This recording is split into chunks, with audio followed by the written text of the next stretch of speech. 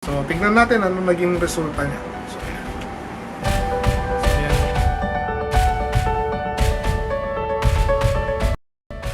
So, ayan guys, magandang araw sa ating lahat at salamat ulit sa inyong pagsuporta sa ating mga nakaraang video. Sa araw na to may nagpagawa sa atin ng house plate. So, sa ating house plate meron tayong options na dalawa. Ito yung 4x10 na medyo rounded yung dulo niya. It's 250 kapag single plate lang, additional 100 kapag gusto mong may patong sa likod or parang nakaangat siya. Ayan, may background pa yung likod mo nakahiwalay.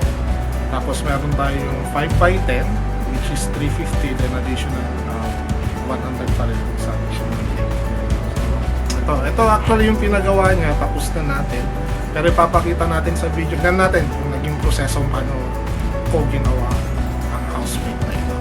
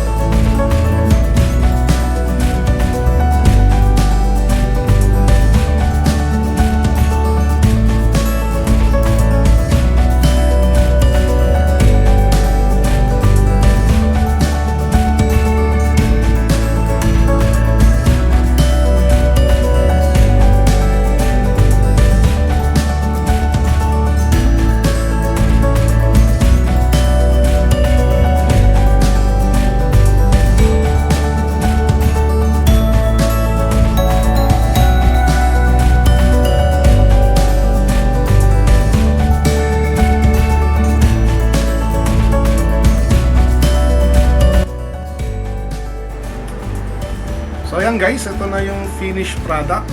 Yung video natin sa paano natin pinadaan yung pag-layout natin para dun sa cutter, dun gamit yung silhouette na application ng ating Cameo ay fast forward na lang natin para at least mabilis yung video pati yung pag-cutting. Tapos din na natin pa nakita paano natin siya dinikit dito.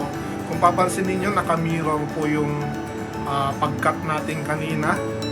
Bakit? Kasi nasa likod yung sticker nung plate, no? So, kasi hindi naman sa harap ilalagay. Kasi bakit? Acrylic naman kasi ito, which is a glass naman, no? Yung harap. So, tignan natin ano naging resulta niya. So, yan yung finished product nung ito yung napili niyang design ng ating customer.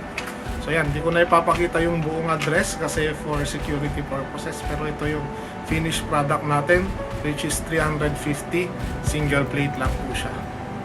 No? So kung gusto nyo magpagawa, located lang po tayo dito sa loob ng Sibera. Pwede nyo kaming i-message sa ating Facebook page, just print and wrap, at para sa inyong inquiry at para makuha yung mga detalye kung magpapagawa kayo. So yan. Salamat po ulit sa inyong pagsuporta sa ating maliit na negosyo at sana patuloy nyo kaming suportahan pati pagsuporta sa aming mga videos at sa aming page. Sana paki-like and share na rin po ang ating Facebook page at ang ating YouTube channel. Muli, salamat po at ingat sa lahat and God bless.